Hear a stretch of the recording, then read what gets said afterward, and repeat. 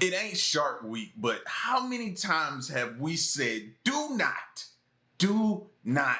go in the ocean in these little bitty canoes? Like, I'm at the point where I don't even feel sorry for y'all no more. Y'all know, I don't understand it. But anyway, before we get to it, you know how this goes. Question everything. You should. And remember, this is for entertainment purposes only. Let's get to it. Great white. Great white. Great white shark. I'm out of here. Oh, mate, get out of the rudder.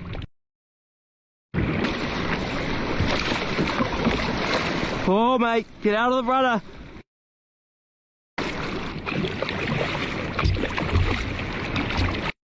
There's a huge great white behind me.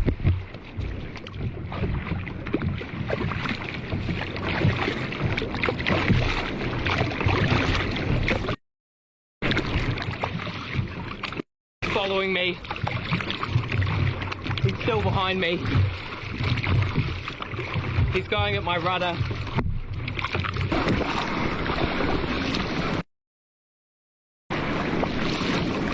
He's following me.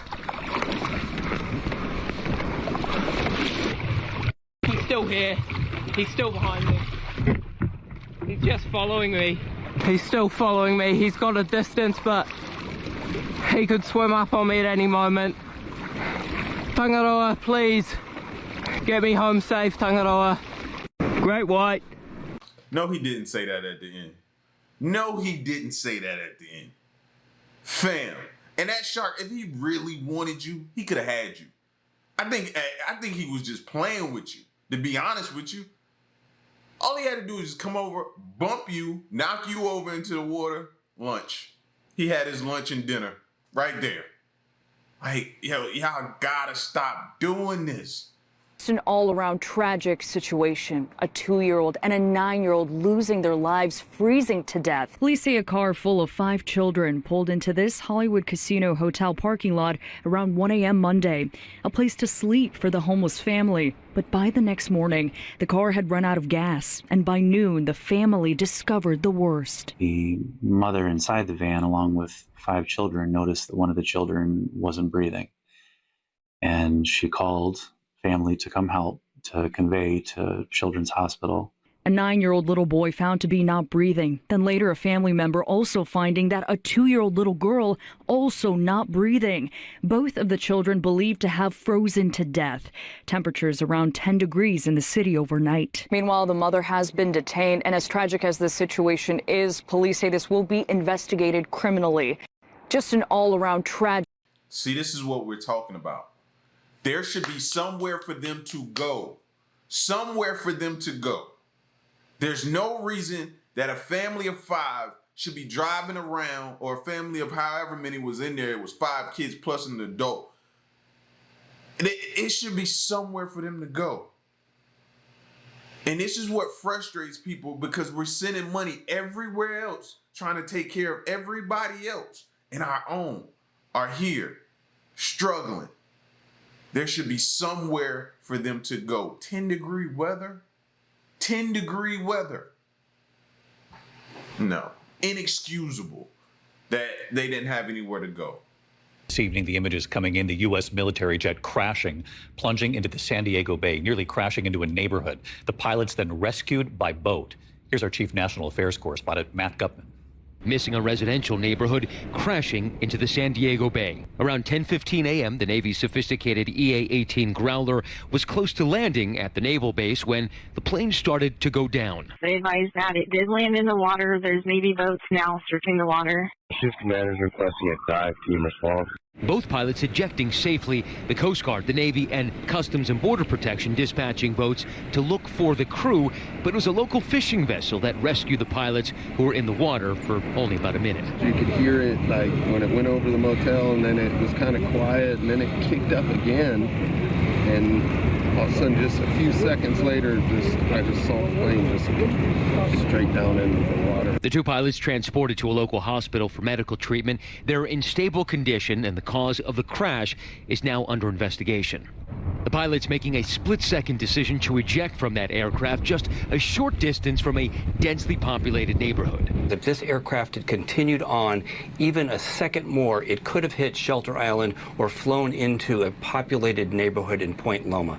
Very, very close to a tragedy. Tonight, crews seen working to contain the debris field lining the crash site with those orange booms. Anytime there's an aircraft accident like this, there is a little bit of a concern about the maritime environmental impact. And David, we are told that the weather with poor visibility and rain at the time will certainly be a factor that's investigated. And aviation experts say they can't stress enough the importance of, had those pilots pulled that ejection just a fraction of a second later, that plane might have continued into that densely populated neighborhood, possibly causing a horrific tragedy. David. Yeah, the timing of that was everything. Matt Gutman live in California. Thanks, Matt. This evening, the images coming. Listen, I know I just threw it out there before, but now I'm starting to think that something up there is messing with the electronics of these planes and stuff like that. Too many are just falling and dropping out the sky. Something's going on, like, and we're not hearing anything. It is quiet. We're not even hearing any response as to what is going on with all of these planes, bro. Never seen nothing like it.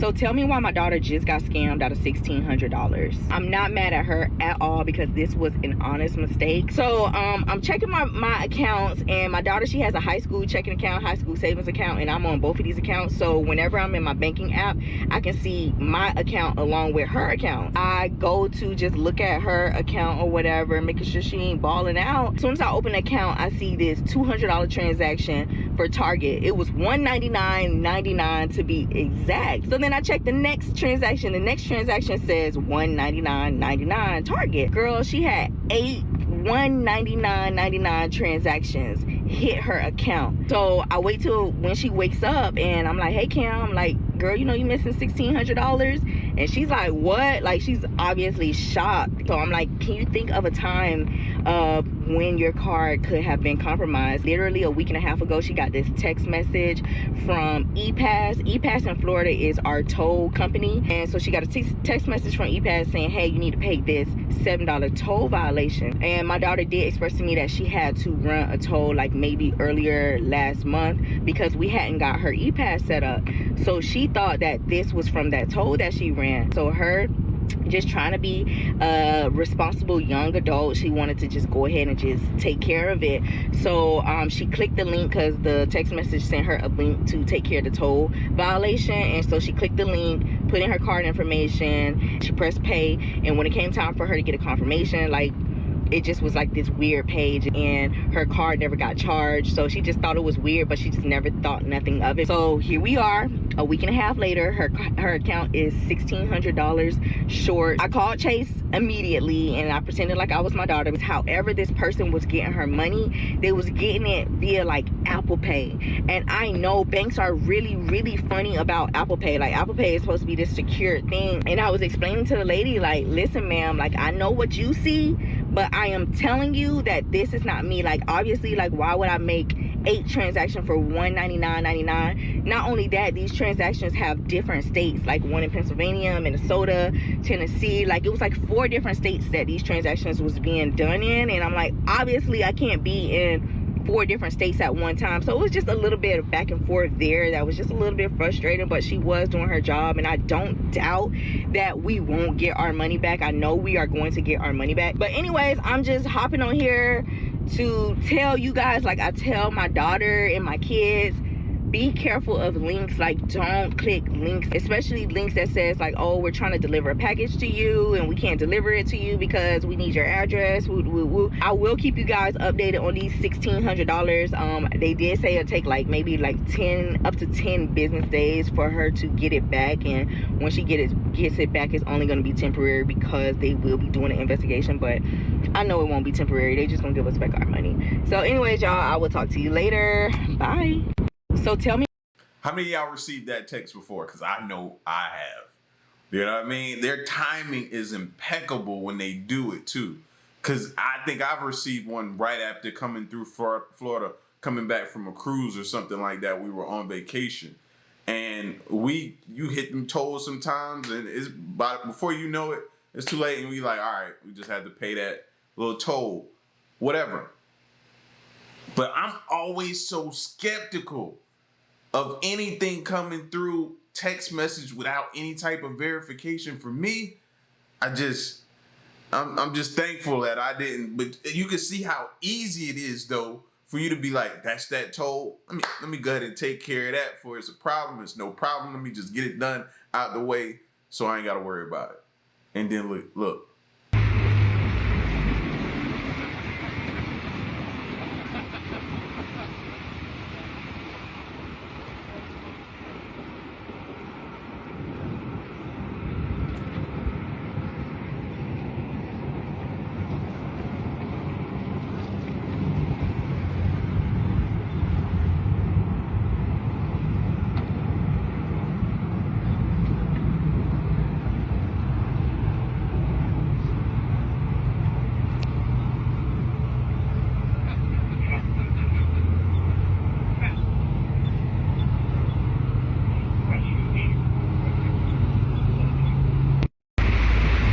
I imagine that's how T-Rex felt with those little arms and stuff. Hey, man, listen, as long as it makes you happy, man, have a good time at it, bro. With everything going on in the world, you gotta have some you time and way to blow off steam and have some fun, man. And it looked like he was having a good time, so I ain't knocking him. Shark attack in the Bahamas. 20-year-old Riley Decker was on vacation, singing and dancing on a boat in Bimini Bay when she and her 24-year-old friend, Summer Lehman, decided to go for a swim. We were swimming to the ladder, and I kind of felt something nudge my leg, and I looked at her and I was like, what was that? And we kept swimming, and then I felt a tug on my leg, and I knew right then and there that I was bit. Their friends racing to get them to safety. Our friend Austin, he pulled, but I had no strength in my leg, so I couldn't get myself up. So he grabbed me and he pulled me on top of the boat. He wrapped a towel around my leg and a rope for a tourniquet and held it until the medical professionals could come and help me. Riley thinks she was bitten by a bull shark. It was very scary, and the fear of thinking, you're going to die in the moment. While Summer turned to Riley, she didn't realize she was bitten as well, the top of her foot, likely by that same shark. We both were panicking in that moment. I didn't realize that I got bit until they started screaming that my foot was shredded. The two women eventually airlifted to hospitals in Florida. Riley has undergone 2 surgeries so far, her family saying she will need at least a third. All we can do now is just be grateful that we're still here, because it could have ended very differently. This latest attack coming as the busy spring break season kicks into high gear. Though attacks are still rare, experts say warming waters are bringing sharks closer to the shore. Most sharks are cold-blooded, and the warmer water... They get on my nerves saying that. Oh, these attacks, which are rare. So what that they are rare? We're in their habitat when we decide to get in that water. Theirs. They just doing what they're designed to do. We're in their habitat. So if they decide to bite, that's what they do. But y'all be making people feel comfortable to constantly get in the water because you say things like, oh, it's rare. Shark attacks are rare. But when it does happen, now you're in the hospital. No, stop telling people that. Warmer water often improves their metabolism, their functioning, and so many of them will actually go to areas that are warm water, especially in cold times of the year. The other thing that brings them closer to shore, fish scraps. People go fishing and clean their fish when they get back to the marina and then often dump them back in the water. So our expert warning people to be aware that can draw sharks in as well. He told us anytime you get in the ocean, you are entering their home. And remember, they could be there. Diane? It's such a good lesson to remember. Eva Pilgrim, thank you. Shark attack. Hey, man, get in the pool. Safer. You can see what's in it all the way to the bottom. Get in the pool. If you're going to go out in the water, stay on the boat. But, hey, the boat still could capsize. You still could be knocked overboard. Something can happen. So, listen, man, y'all be safe playing out here in these waters. Now to a medical headline raising concern. It's about the amount of plastic particles scientists are finding in our bodies. In this case, inside the brain. Here's ABC's Lionel Moise. This morning, a new study is raising concern about microplastics after researchers found an entire spoon's worth inside samples taken from human brains. They are tiny little shards of plastic, smaller than 5 millimeters. They found approximately 4,800 milligrams per gram of microplastics in brain tissue. And what the researchers are saying, this amount that they found pretty much equals a standard plastic spoon. The study looked at brain samples collected in 2024, finding a 50% increase in microplastics compared to samples collected back in 2016. We use plastic every day, and the amount of plastic that we've been using as human beings and just in the environment has really been increasing over time. While the headline may sound alarming, doctors say the study of these microplastics is still in its early stages. Definitely not enough research to draw any concrete conclusions. Back in December, a study raised concern about black plastic commonly used in kitchen utensils, claiming it could expose users to dangerous levels of flame retardant. But the researchers later issued a correction, saying a math error had overstated the risk. In this study, despite the research being in its early stages, doctors say there are simple steps you can take now to reduce exposure to microplastics. Metal, other things that we can use to store our food. That's a great alternative to using plastic. A single-use plastic container, only use it one time. And also kind of be cognizant of where you're storing plastics. Don't leave water bottles in cars that can heat up and increase your exposure to microplastics. The study also found higher levels of microplastics in brain samples from dementia patients. But again, experts say it is too early to draw any conclusions on whether plastics can be linked to dementia. Now, America. Tuna cans sold at Trader Joe's, Walmart, and Costco recalled due to contamination risk. People, this tuna could be lethal. So tuna products that were sold at major retailers in the U.S. have been recalled due to contamination risk. On Friday, Tri-Union Seafoods announced a voluntary recall of select canned tuna products sold under the Genova, Van Camp's, H-E-B, and Trader Joe's brands. These products were sold nationwide at retailers such as Walmart, Trader Joe's, Costco, Kroger, and Publix. According to the press release, Tri-Union Seafoods initiated the recall after a supplier discovered a manufacturing defect in the tuna can's easy open lids. The defect could compromise the integrity of the product's seal, especially over time, causing it to leak or worse, be contaminated with a bacteria that causes foodborne botulism that could be fatal. That's right, people, fatal. So eating foods with this bacteria can result in foodborne botulism, with symptoms including fatigue, weakness, and vertigo, usually followed by blurred vision, dry mouth, and difficulty in swallowing and speaking. Oh boy.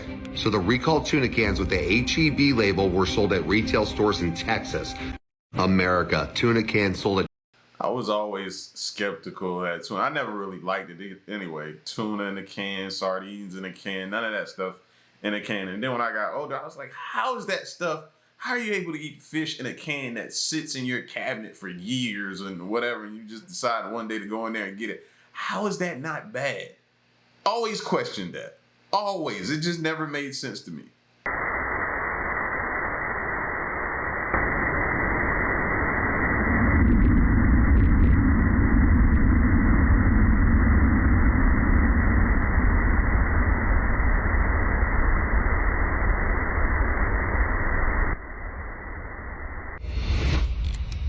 I wonder if that pop we heard in the beginning was it imploding right then? Dang, man, how long ago was that, the Titan submersible? That's been a while. I forgot all about that. It's been at least, what, 2 years? 2 years, maybe 2 years by now? Something like that. Forgot about that, man. That's crazy. So much stuff happens that something as big as this, because this was a huge story when it happened, that we've on to something else. It's crazy.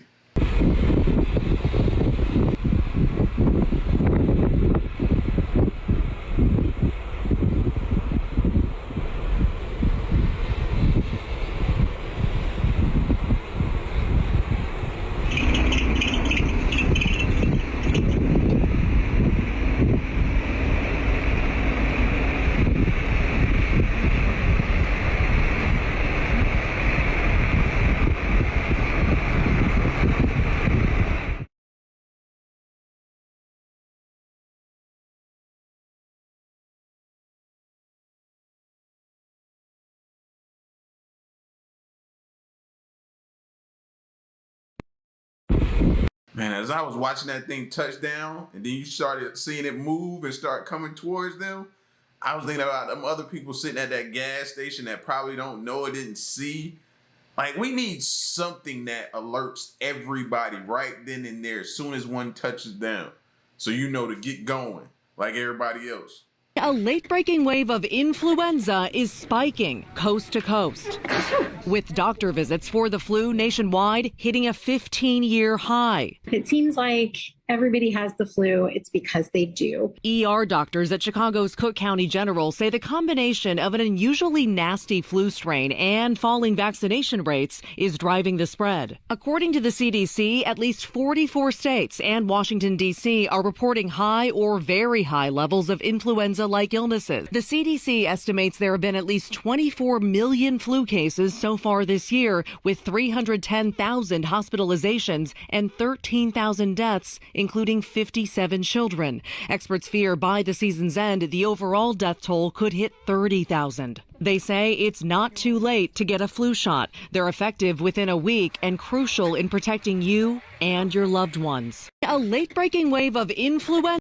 Yo, I've been hearing about people getting A, then turn around and getting B. Like, this stuff is going around bad right now, man. Protect yourself as best as you can, and get your immune system up. Hello, landlord?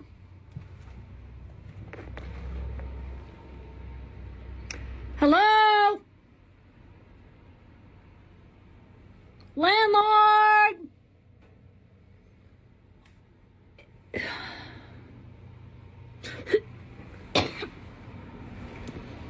Hello?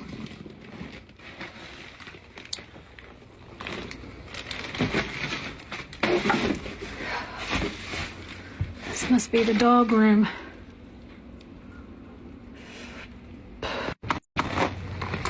I mean, you just might as well just toss a grenade in that thing and just boom. Like what?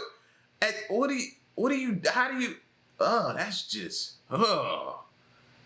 I don't know why I felt like I could smell that from. I was just getting sick for her. I could smell it from here.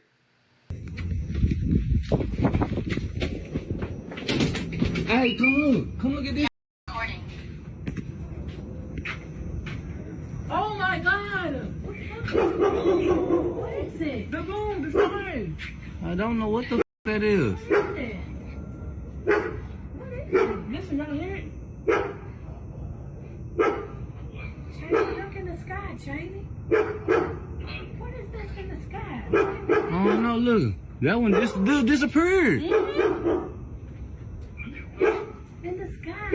Look in the sky. Oh my God. People think we sleeping shit. You seen that one that just disappeared though? What about that one? Look from left. What is this in the sky? I don't know. You got a good picture? I did. You know, that one just went on. What is it? What is it? What is it? What is it? Bro, look at that. Look. It's going on. It's going away. It's going away. Feels like they're coming towards us. That one is gone. It's gone. All the two of them, they just. But how did they disappear like that? I don't know. Look. What? There's the one up there. Oh yeah. Look, now they're gone. That one gone. Come on. Yeah, that must gone. Oh, they start? Oh, They leaving. God, really? Look, they gone. It's leaving. They leaving. What the are they? Are they angels? I don't know, but they. I don't know, bro. That's a what? Willie? Did you see how they mud? You didn't see how they disappeared. Where they going? Look, this one finna go too. Look. That's a drone. That's a drone. It's gone. That's mud gone. Just disappeared.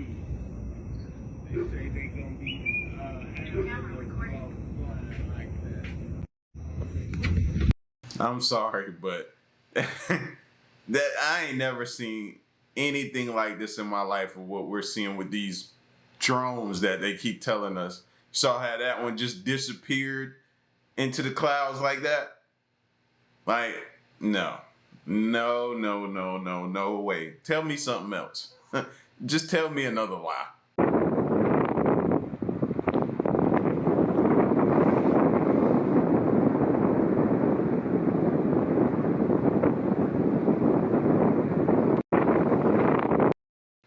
Great. That's what we need. Volcanoes erupting now. I mean, anything else this planet want to throw at us? Huh? Go ahead. Just do it now. Get it over with now.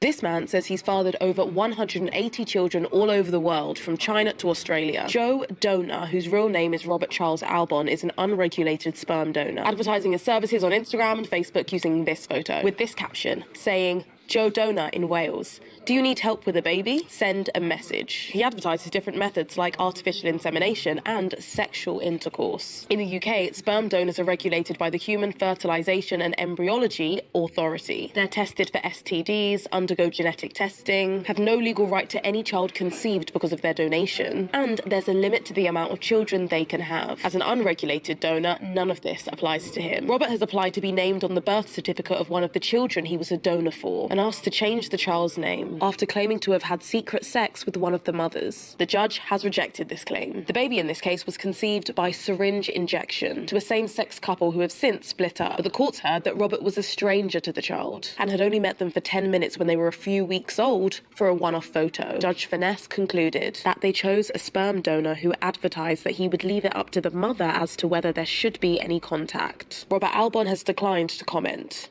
Inflation putting a damper on Disney's magic. Take a look at this. For a two-parent home with two young kids, it cost $4,200 for a 4-day visit at Disney World. Just 5 years earlier, it was over $1,000 less. And Disney knows this is a problem. Attendance at U.S. parks increased just 1% this past year compared to 6% the year before. How long until families start looking elsewhere? Some inside the company, according to the report in the Wall Street Journal, Taylor, say that the company has become addicted to price hikes and has reached the limits of what middle-class Americans can afford. So, gosh, going to Disney is a privilege, not a right. So if this is a company that wants to raise prices, Americans have the choice to go or to not go. I think there's a few of us on this table who feel priced out of the market. I am one of the family of 3 that says, I don't know if I can cut it again. They said the average ticket on a most expensive day has now topped $200 a person, not including the fast track. Disney says, well, you don't need the fast track. You can still go and have fun. I went 3. Who gonna stand in them lines for hours? I've done that before, by the way. Never do it again. I pledge to never do that again. And I did it because some of the people we were with didn't get the fast pass. But never again will I stand in line for hours to get on one ride. Then you gotta leave that ride because your kids are still amped, ready to go to the next one, and stand on that line for hours. Like, no, never.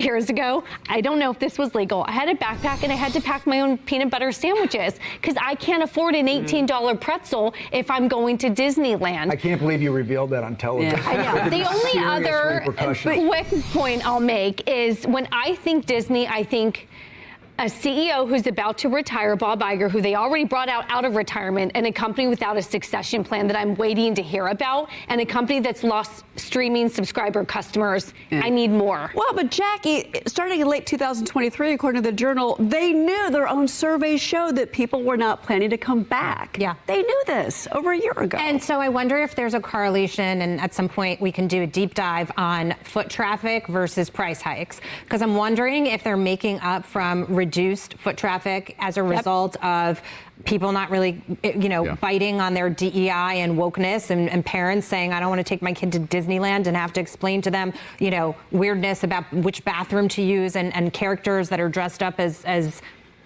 with no gender or not gender specific. And so I'm wondering if some of these price hikes are coming from that need as a business to turn a profit and then you know. Yeah. Lou, you're a parent. I You've have been 4 kids, and Yeah. the happiest day of my life was not at Disney. It was when my 3-year-old at that time said she never wants to go back again. So my 2 oldest have been. My 2 youngest will never ever go. It's just priced out of every American family. It's not for the average American anymore. Forget the politics of it and picking a fight with the governor of Florida. It's just not there. And to Right. Taylor's point, they're just burning capital in the street. And you've been too, right? You took your kids. Yeah, I mean, Is there even an allure for it? Like, do your kids talk about that? Or do the parents introduce it to the kids and say, hey, you want to go to Disney World? This is Disney World. Show them all about Disney World just to get them excited and learn about it. Like, because I don't hear kids talking about that like that these days. Like, when we were kids, we knew of Disney. You watched Disney shows and movies and the channel, and you knew about Disney. You saw the commercials all the time, but I don't think these kids these days are really on that like that. I did not expect to do it on the cheap. I expected Did to you pack spend your a lot of money. PB&J? I did not pack the PB&J, but I thought it was going to be magical. You know, like I was just going to get on these rides, and the food was going to be great, and the hotel was going to be big, and none of those things happened. It felt like a budget amusement park experience at a very high price. Quickly, what they do have, though, is a cult following. People line up 3 years in advance for that Disney cruise. People get married at Disney. I know. I mean, they really, we have some of those people here. There's where a they Disney really marathon. go overboard. If you can afford it, yeah, that's the problem.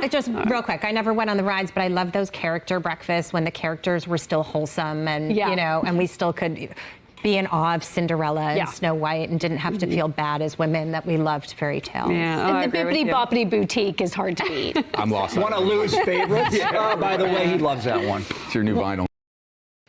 Listen, the only thing I left Disney with was some broke pockets and some tired feet from walking that place all day. Like,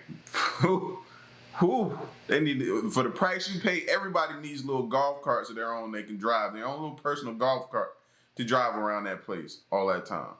Like, my feet were like, they were pulsating.